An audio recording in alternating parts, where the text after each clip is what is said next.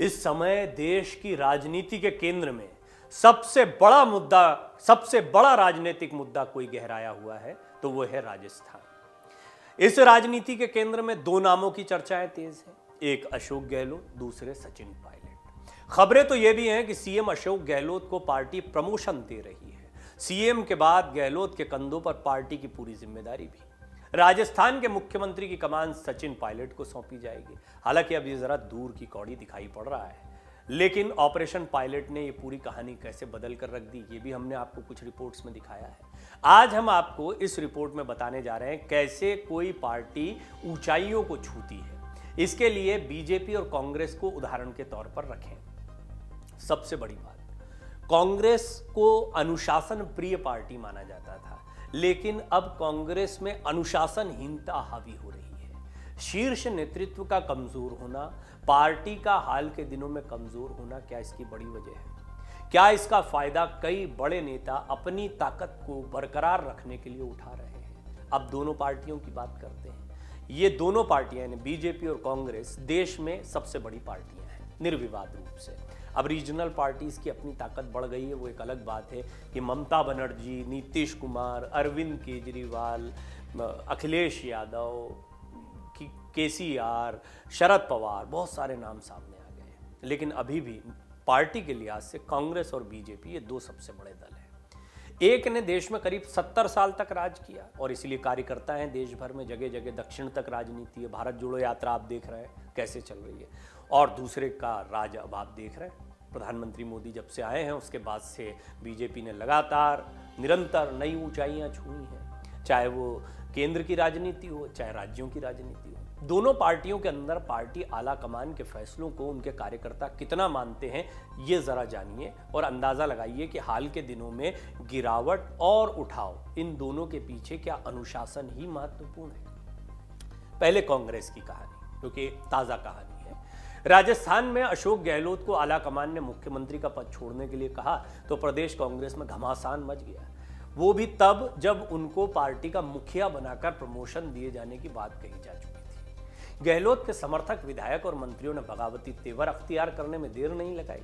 Party नेतृत्व को दी गई चुनौती से जहां कांग्रेस पार्टी की किरकिरी हो रही है, तो इस बीच भाजपा शासित गुजरात के पूर्व मुख्यमंत्री विजय रूपाणी ने एक बड़ा बयान दिया है, एक बड़ा खुलासा भी किया है, ऐसा भी कह सकते हैं। रूपाणी ने बताया कि किस तरह महज एक रात पहले पार्टी नेतृत्व से मिले संदेश पर उन्होंने पद का त्याग कर दिया था। यह बात विजय रूपाणी ने एक इंटरव्यू के दौरान कही है। क्यों कर रहे हैं, क्या वजह है, ये सब एक तरफ, शीर्ष नेतृत्व ने बात कही है, मान लिया। रूपाणी ने इंटरव्यू में अपने इस्तीफे को लेकर विस्तार से बताया है। 11 सितंबर 2021 को अचानक इस्तीफा देने वाले गुजरात के पूर्व मुख्यमंत्री ने कहा कि एक रात पहले ही उन्हें बीजेपी आला कमान की ओर से संदेश दिया गया, उन्हें रात में इस्तीफा देने को कहा गया और अगले ही दिन उन्होंने पद छोड़ दिया।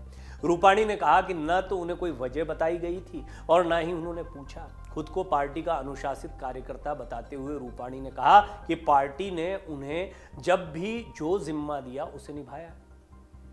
सियासी पंडित अब विजय रूपाणी के ताजा खुलासे को राजस्थानी राजनीति या राजस्थान कांग्रेस के घटनाक्रम के साथ तुलना करते हुए इसके मायने तलाश रहे हैं। उनका कहना है कि दोनों घटनाक्रम को एक साथ देखने पर नजर आता है कि भाजपा में जिस तरह से एक साधारण कार्यकर्ता से लेकर वरिष्ठ नेता तक नेतृत्व के साथ मजबूती के साथ खड़ा है, उसका कांग्रेस में अभाव दिखता है। आपको याद आया एक और उदाहरण? चलिए मैं याद दिलाता हूं।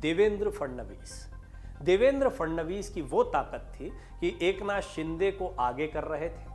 एकनाथ शिंदे को लेकर प्रेस कॉन्फ्रेंस की, मुख्यमंत्री के तौर पर पेश करने वाले देवेंद्र फडणवीस है, यानी देवेंद्र फडणवीस ज्यादा बड़े हैं, मुख्यमंत्री पहले भी रह चुके हैं, खुद एकनाथ शिंदे सारा श्रेय उनको देते हैं। लेकिन उप मुख्यमंत्री बनने के लिए बोला गया तो चुपचाप मान गए, भारी मन से माने और यह भी कहा कि शीर्ष नेतृत्व ने कहा है तो मानेंगे।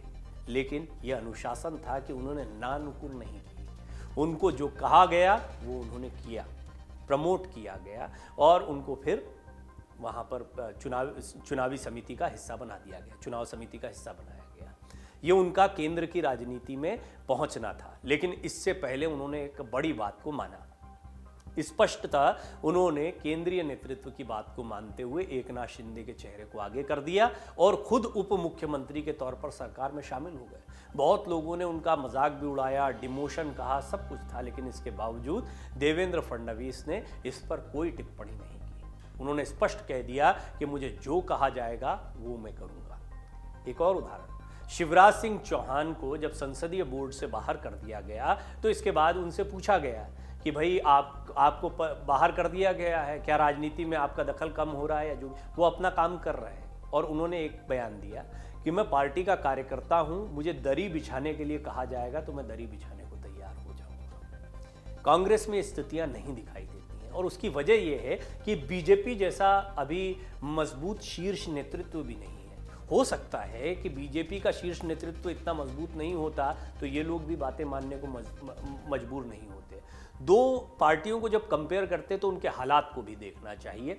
लेकिन अनुशासन एक बहुत महत्वपूर्ण चीज़ है। ये अनुशासन शायद बीजेपी में बहुत बाद में आया हो, लेकिन कांग्रेस में तो ये चीज़ें बहुत समय से, इंदिरा जी के समय से या उससे पहले से चली आती रही हैं। ये परिपाटी रही है। सोनिया गांधी का जो कार्यकाल रहा जिसमें वो प्रधानमंत्री बनते बनते रह गईं, उस समय को भी अगर आप याद करें तो जो कहती थी वो होता था, ये दबदबा था। हाल के समय में गांधी परिवार का दबदबा कम होता दिखा है। समय समय पर अलग अलग नेता पार्टी आलाकमान के रुख से अलग नजर आए हैं। आनंदीबेन पटेल के बाद गुजरात के मुख्यमंत्री बनाए गए विजय रूपाणी अगस्त 2016 से सितंबर 2021 तक अपने पद पर रहे।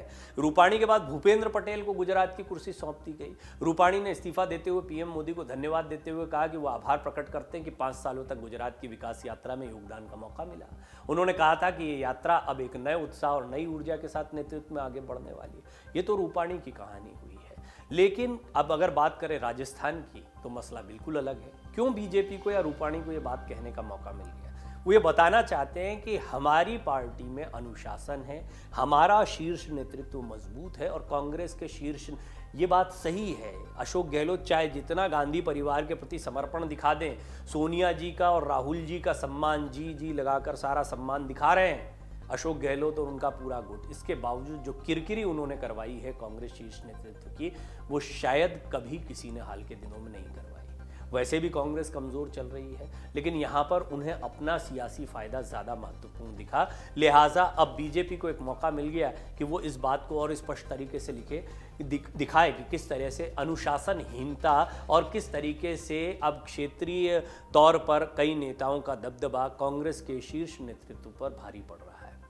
बहरहाल ये शुरुआत है, कांग्रेस अध्यक्ष पद के चुनाव होने हैं, उसके बाद अब आप समझ रहे हैं कि ये गांधी परिवार के इर्द गिर्द कांग्रेस की राजनीति का रहना क्यों जरूरी होता है। बहरहाल अब अध्यक्ष पद पर कौन आते हैं ये तो देखने वाली बात होगी, लेकिन ये बात तय है कि आने वाले दिनों में भी आपको इस तरह की उठापटक कांग्रेस में देखने को मिले और इसकी बहुत बड़ी वजह है कि कांग्रेस में शीर्ष नेतृत्व कमजोर हुआ है। भारत जोड़ो यात्रा एक उम्मीद लेकर आई है।